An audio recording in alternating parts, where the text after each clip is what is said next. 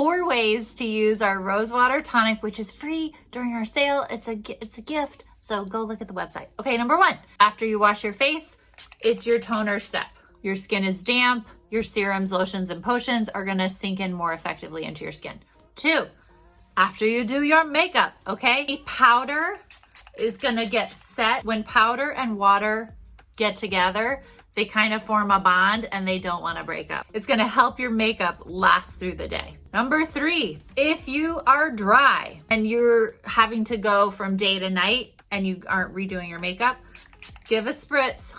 And then wherever you're a little crusty or creasy, which is generally under the eyes for most people, this loosens it up, and then you can kind of fiddle in there gently and not have to redo your whole face. Number 4, I'm gonna give you a bonus. Number 4, if you're having a hot flash, it's the best. Number 5, if your skin is dry and you have makeup on, this is a great thing to be able to do through the day. You're gonna get a little hydration boost, but it's not gonna mess anything up. So it's a bonus tip, okay? Free on our website right now.